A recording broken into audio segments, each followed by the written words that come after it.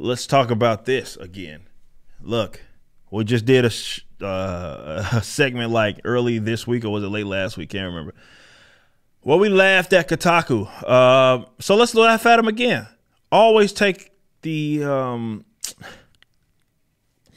if you can laugh at this fucking stupid fucking company, I say do it. They should be mocked, shamed, and made fun of any chance we get, because these fucking urinalists like to think of themselves as games urinalists when they're just that, urinalists that shouldn't be taken serious on the matter. Kotaku talking about Lost Ark, which everybody keeps asking me to play, but I've told y'all that combat system bores me to fucking death. As extravagant as everything might be, I cannot get into that. I've played it before. Lost Ark is a lot of fun. I play hours and hours of it, and I'm excited to play more. However, the latest smash hit on Steam, and by the way, let's put a name to this. This is Zach Zwiesen. Zach is his name. Says specifically, he says, facing criticism for how it portrays female characters.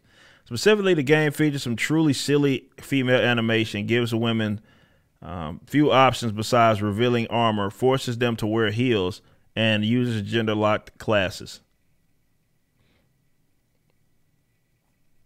Is gender-locked classes a problem now? Who made Lost Ark? Who made Lost Ark?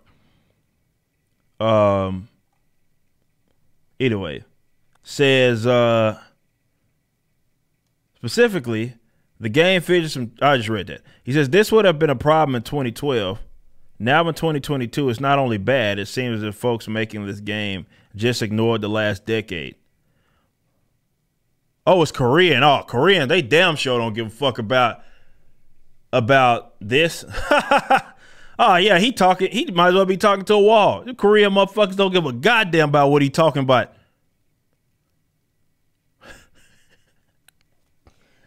Oh, yeah, maybe in America, yeah, you could pimp some fucking shitty gaming company and they're really doing some old progressive shit, but them Koreans don't give a fuck. So, yeah, this is what he doesn't seem to understand. He's talking about the last decade. That last decade of social justice and other shit where you don't like women to look like women, all that kind of stuff. That's a like a Western kind of American problem. Like, you know what I mean? That's more of that issue. Those like Koreans, Japanese, they don't really give a shit about any of that shit.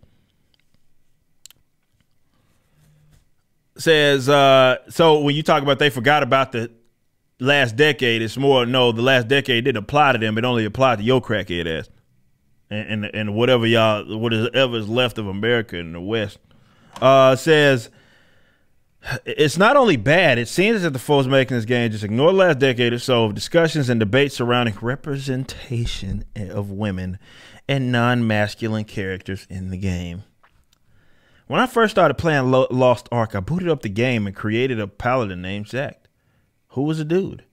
I'm very boring. However, even as a male character, I noticed many of the female characters around me seem to be lacking pants. And I'm not the only person who noticed. Other players have pointed out, other raging leftists, how hard it is as a female character in Lost Ark to find clothing and armor that actually, you know, covers your body. I wanted to experience this myself, so I started up a new character. Although she was fully clothed and armored in the character creation menu, the moment I stepped out of the game, my new heroine was stripped down to nearly nothing. It plopped in some heels. And that was that. I spent nearly 2 hours. Oh, man, a long time to spend on the MMO right there. 2 hours doing quests and killing monsters before I finally found a new pair of pants that weren't just booty shorts. Instead, they were slightly longer booty shorts. Technically, that is progress, but it's strange to force people playing as a woman to go around mostly unclothed and to do it all in heels. It's impressive if you ask me. To be clear, I have no problem with people wanting to wear short shorts or heels. Whatever works for you and makes you feel good. I'm down for it. No, you're not. And I think video games should include options for people who want to wear revealing clothing or super high heels. However, it's frustrating that in 2022, it's the current year. we still have to remind game devs and publishers that women might want a choice in how they look. Quick aside, I also want to add that if you think heels and shorts are sexy, cool looking, or awesome, I'm not here to say you're wrong or tell you that your opinion is bad. I'm just asking for more options. He's asking just for a little salt on his fries.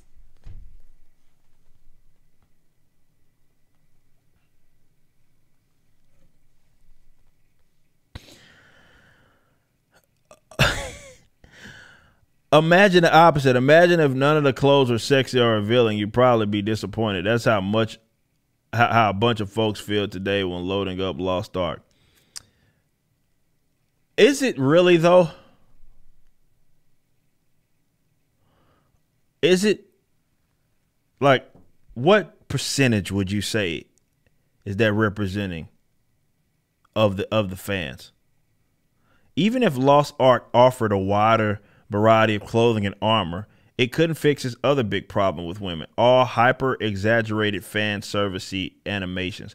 Women in Lost Ark have hips that wiggle side to side so much, so quickly that they fell out of a source filmmaker project from a decade ago.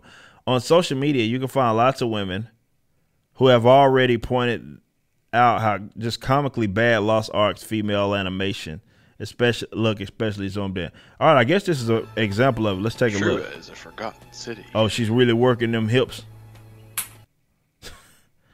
So apparently they don't like the, I guess, the walk like a model thing. Really pisses them off. Another archaic, debatably poor design choice in Lost Ark is that some in-game classes are gender locked. I don't see the problem with that. Want to play as a female paladin or a warrior? Sorry, all of the big sword wielding warrior classes are locked in the male sex. What's the problem with that? Some classes in Lost Ark support both genders, but most don't. And while it's true that developer Smilegate has announced plans to add more classes for both genders, this isn't a new game. It's been out a few years now in Asia. In a blog post announcing that it had plans to add more gender options for classes, Smilegate even acknowledges that folks in the West have been critical of the decision for some time now. Yet it's still launched like this. Basically, they said, yeah, we get y'all in the West care about this shit. We haven't. We've been fine, and when we've been playing it, that's a y'all problem, so we just going to still release it in the position that it is. It's also odd just to assume only folks in the West would want to play as a female paladin. No, it's more so that the people that the game was originally made for, per se, before it was expanded to include folks in the West, didn't have a fucking problem with it. That's what that means. They didn't have a fucking problem with it. And you do. Again, this is what happens nowadays so much, is that these guys that are like, let's again, with being American, usually it's like a coastal elite or some shit. They apply their set of standards onto like the rest of the world. And they often forget that a lot of folks don't care about that shit. And they're not even living through the same like cultural kind of change that you guys are, we are, let's say, out here. They don't care about that.